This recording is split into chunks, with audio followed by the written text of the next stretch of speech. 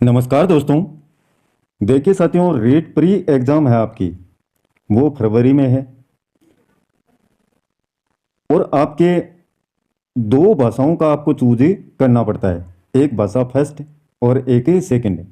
अगर साथियों इसमें आपने हिंदी को चूज किया है भाषाओं के रूप में, चाहे फर्स्ट हो या सेकंड, तो आपको शिक्षण विधियाँ करनी होंगी।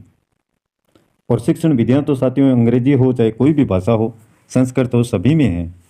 अगर हिंदी को आप लेंगे तो ये हिंदी की जो शिक्षण विधियाँ हैं वो बहुत ही महत्वपूर्ण है। कारण इसका एक ही है, 30 अंक के क्वेश्चन अगर हिंदी में से आते हैं तो उसमें से 15 आपके आएंगे शिक्षण विधियों से। अब देख लीजिए कितना महत्वपूर्ण है आपके लिए। अगर इनको नहीं समझा तो ये 15% तो गए फिर साथियों।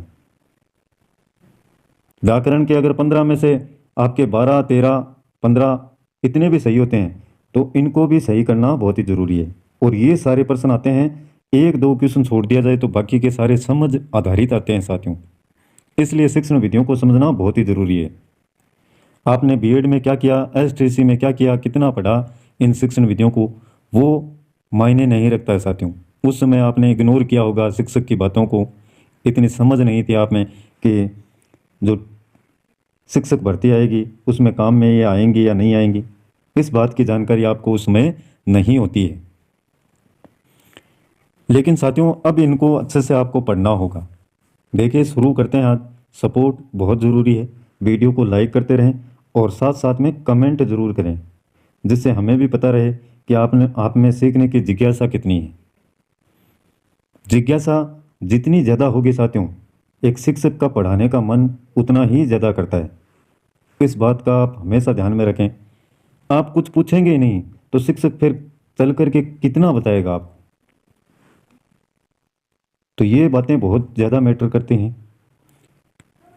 आज से अच्छे से जुड़े साथियों, लगातार इन शिक्षण विधियों का लाभ आप प्राप्त करें। देखिए, शिक्षण विधि का मतलब है जिस तरीके से शिक्षक छात्रों को ज्ञान देता है। शिक्षण विधि शिक्षण की एक प्रक्रिया है। शिक्षण शिक्षण कहते हैं साथियों जो भी आपको अधिगम करवाया जाता है। अधिगम का मतलब होता है सिखाना। अधिगम का मतलब सीखना या सिखाना। अब सीखना है, कौन सीखता है? एक छात्र सीखता है। अधिगम करवाता कौन है? एक शिक्षक करवाता है साथियों। अधिगम कौन करवाता है? शिक्षक है। और अधिगम करता कौन है? छात्र। किससे करता है? पाठ्यक्रम से। और इसी को क्या कहते हैं? शिक्षण कहते हैं। जो भी ज्ञान शिक्षक के द्वारा दिया जाता है उसको छात्र अपने व्यवहार में, जीवन में उतारता है, वही प्रक्रिया आपकी शिक्षण कहलाती है। जिसमें शिक्षक कई तरह की तकनीकों और रणनीतियों का इस्तेमाल करता है। अनेक प्रकार की टेक्निक्स, यानी कई बार वह व्याख्या का सहारा लेता है। यानी जैसे कोई कहानी आ गई, उसको अच्छे से उसका व्याख्यान करके, वाचन करके और छात्रों को पढ़ाता है, उसके कुछ शब्दों का अर्थ बता करके। कुछ पार्ट इस प्रकार के भी आते हैं साथियों जिनमें वो चार्ट का सहारा लेता है। किसी में बोर्ड पर लिख करके समझाता है, किसी में वो ग्लोब का सहारा लेता है। अनेक प्रकार के विषय हैं, उन्हीं विषयों के अनुसार वह छात्रों को समझाने का प्रयास करता है। यानी उसमें अनेक प्रकार की तकनीकें हैं, रणनीतियों का इस्तेमाल शिक्षक करता है, जिससे छात्रों को अच्छे से ज्ञान दे सके, छात्रों को ज्ञान प्राप्त हो सके। शिक्षण विधि का मकसद है छात्रों को संलग्न करना और सीखने की प्रक्रिया को आसान बनाना, जिससे छात्र अच्छे से जुड़ जाएं शिक्षक के साथ में, पाठ्यक्रम के साथ में। संलग्न करना और सीखने की प्रक्रिया को आसान तभी बनेगी साथियों जब अच्छे से छात्र अधिगम करेंगे। और शिक्षण विधि का जो उपयोग है वह भी तभी सफल माना जाएगा जब छात्र अच्छे से संलग्न हो सकें और सीखने में रुचि लें। अब देखिए, ये तो साधारण सी बातें हैं। शिक्षण विधि से जुड़ी कुछ खास बातें देखिए। शिक्षण विधि चुनने में विषय, सीखने का मकसद और छात्रों की जरूरतों को ध्यान में रखा जाता है।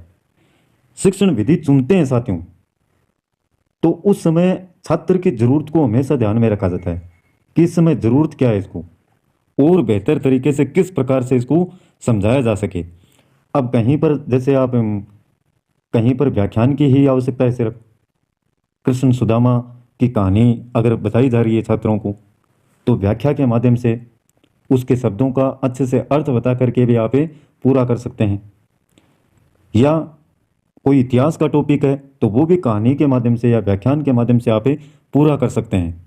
लेकिन कुछ ऐसे भी होते हैं जिनमें एक्सपेरिमेंट की आवश्यकता होती है, प्रयोग की आवश्यकता होती है, जैसे साइंस की क्लासों में है, या किसी में चार्ट की आवश्यकता पड़ती है, सामने चार्ट पर जो चित्र हैं वो छपे हों और उनका प्रदर्शन किया जाए, जिससे छात्र देख करके आराम से सीख सकें। तो छात्रों की जरूरतों को साथियों ध्यान में रखते हुए और सीखने के मकसद से शिक्षण विधि को चुनना चाहिए विषय के अनुरूप। शिक्षण विधियों में कई तरह के तरीके शामिल हो सकते हैं, जैसे कि व्याख्यान है, समूह में चर्चा करना, प्रदर्शन करना और व्यवहारिक गतिविधियां। तो ये जैसा कि मैंने ऊपर बताया कि व्याख्यान के द्वारा समूह में छात्रों के साथ में ग्रुप में चर्चा करके, प्रदर्शन चार्ट के माध्यम से, मॉडल के माध्यम से, और व्यवहारिक गतिविधियां जैसे एक शिक्षक से बहुत कुछ छात्र सीखता है कि वह शिक्षक किस प्रकार से रहता है, उसके बोलने का तरीका किस प्रकार का है, समय का वो कितना पाबंद है। ये सारी बातें उस शिक्षक के व्यवहार से सीखता है। शिक्षण विधियों का चुनाव पढ़ाए जाने वाले विषय, कक्षा का माहौल और वांछित नतीजे जैसे कारकों पर निर्भर करता है। शिक्षण विधियों का जो चुनाव है साथियों, वो उस विषय के अनुरूप उनको चुना जाए। हिंदी में है तो हिंदी के अनुसार, संस्कृत में है तो संस्कृत के अनुसार, सामाजिक में है तो सामाजिक के अनुसार। अब जहां पर साथियों ग्लोब की आवश्यकता है, तो वहां पर आपका व्याख्यान, अगर व्याख्यान विधि को आप उपयोग में लेंगे तो अच्छे से उसको विद्यार्थी समझ नहीं पाएंगे। ग्लोब के माध्यम से वही चीज अगर आप बताएंगे तो और अच्छे से छात्रों को समझ में आएगी। कक्षा का माहौल किस प्रकार का है, छात्र सीखने को तत्पर हैं या नहीं है, उनको सक्रिय करने के लिए किस शिक्षण विधि को चुन सकते हैं, उन्हीं के माहौल के अनुसार चुनें।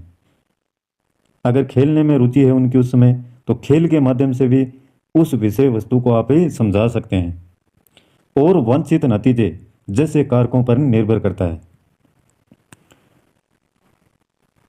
प्रभावी शिक्षण विधियों से आलोचनात्मक सोच, सक्रिय भागीदारी और विषय वस्तु की गहरी समझ बढ़ती है।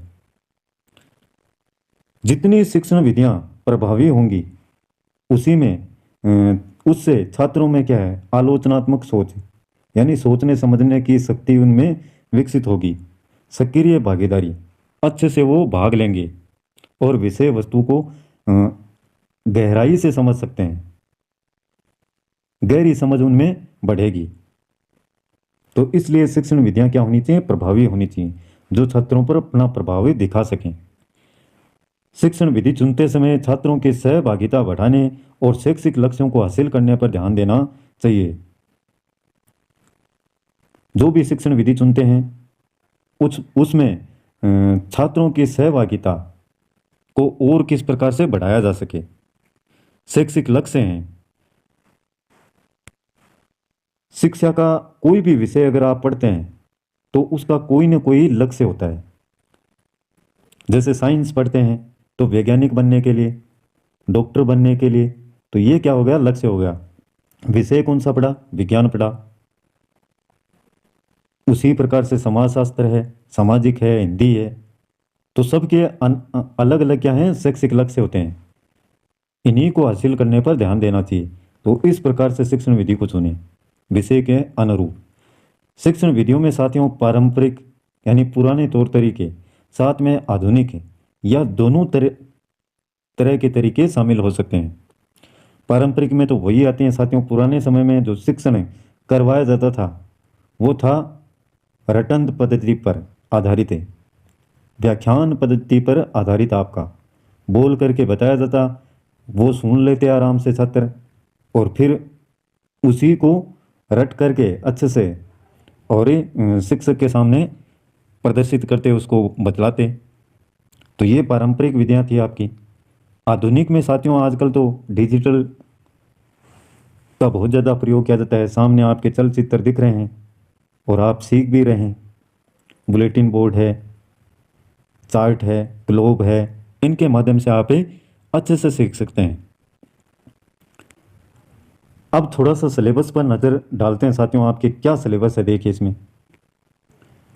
हिंदी में आपके साथियों 30 अंक के कुल प्रश्न आएंगे, जिसमें से 15 अंक की आपकी शिक्षण विधियाँ होंगी। और ये मैटर दे भी रखा है छात्रों को साथियों। मेरे से बहुत सारी अपेक्षाएं हैं, मैं जानता हूँ। वो चाहते भी हैं कि ये भी करवा दें, वो भी करवा दें, लेकिन साथियों मैं अधिकतम 2 ही वीडियो प्रेषित कर पाऊँगा। एक उसमें साइकोलॉजी हो सकता है और एक आपकी शिक्षण विधियों का। अब बीच में बोल देते हैं जीके करवाओ, तो ये संभव नहीं है साथियों। एक शिक्षक कितना पाठ करवाएगा फिर, या आप भी सोच सकते हैं। अधिकतम 2 वीडियो प्रेषित कर सकता हूँ दिन में। लॉन्ग वीडियो की बात हो रही है, तो आप देख लीजिए, आप अपने अनुसार पढ़ते रहें साथ साथ में। मैं जितना भी मैटर करवा सकता हूँ वो करवाने का प्रयास मेरा रहेगा। ये शिक्षण विधियाँ तो करवा देंगे साथियों, बहुत छोटा सा मैटर है, ज़्यादा कुछ है नहीं इसमें। सबसे आसान है, नंबर आराम से आपके 12 और 15 के बीच में इसमें बन जाएंगे, 15 में से। ये मैटर है देखिए, भाषा की शिक्षण विधि है। कौन कौन सी विधियाँ हैं भाषा की, वो पढ़ेंगे अपन।